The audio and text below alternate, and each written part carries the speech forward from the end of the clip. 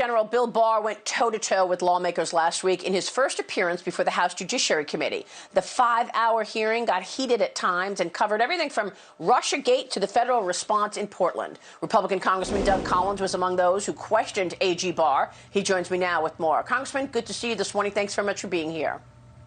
Good morning, Maria. It's good to see you as well. Well, what a hearing. First, what struck you most about hearing from AG Barr this week?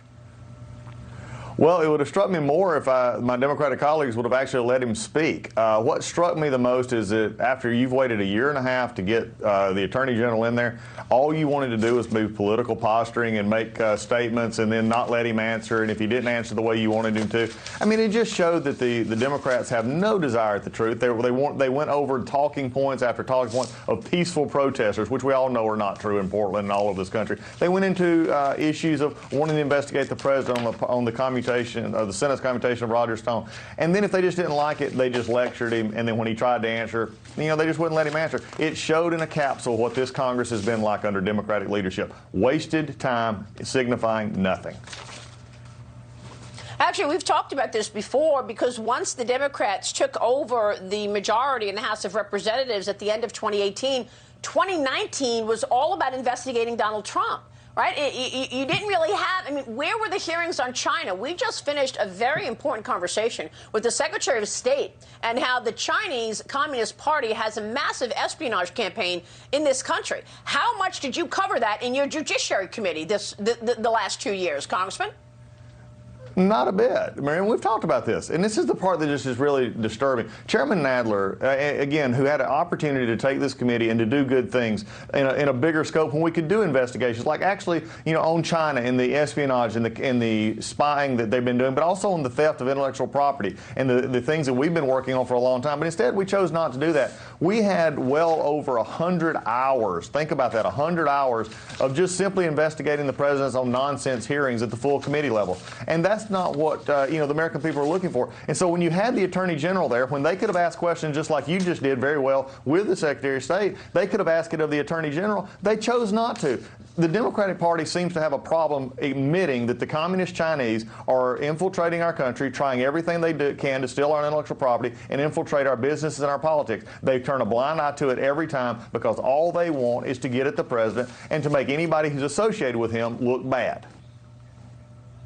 Yeah, and we just heard a little of that from the Secretary of State. We're going to zero in more on that. Who specifically in Congress is the CCP trying to influence right now? Because it seems that there's a lot of influencing going on. Let's take a short break, Congressman. I want to get into the Russia probe as well as what's happening in our cities across the country. Doug Collins is with us this morning. We'll be right back with more on Sunday Morning Futures. Welcome back. We are back with Republican Congressman Doug Collins of Georgia. And Congressman, we just talked about AG Barr and that hearing this week. I want to talk about what's happening in our cities across the country. The crime rate is up in your neighborhood in Atlanta. Crime rate, shootings up in Chicago, in New York, and of course, then there is Portland with this effort to take down federal buildings. What are you doing about it, you and your colleagues?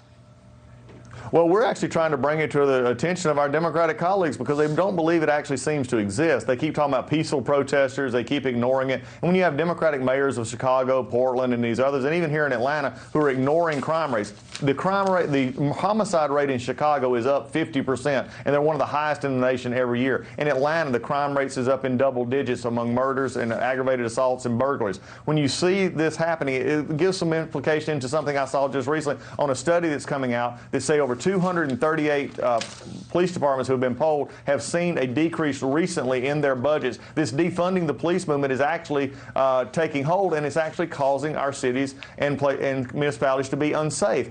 But yet, in that Barr hearing, when everything was brought up, they kept talking about peaceful protests. Real quickly, Maria, here's what you bring to a peaceful protest. You bring a sign, you bring a T-shirt, you bring a hat, a whistle, a noisemaker. You march peacefully, you have civil disobedience. What you don't bring to a peaceful protest is Molotov cocktails, bolt cutters, industrial-grade fireworks, lasers to blind people and the marshals. That's what they're trying to face, and the Democrats are just ignoring that altogether. Bill Barr brought that out very well the other day. But we've got a problem in our cities, and they've got to take a look at it.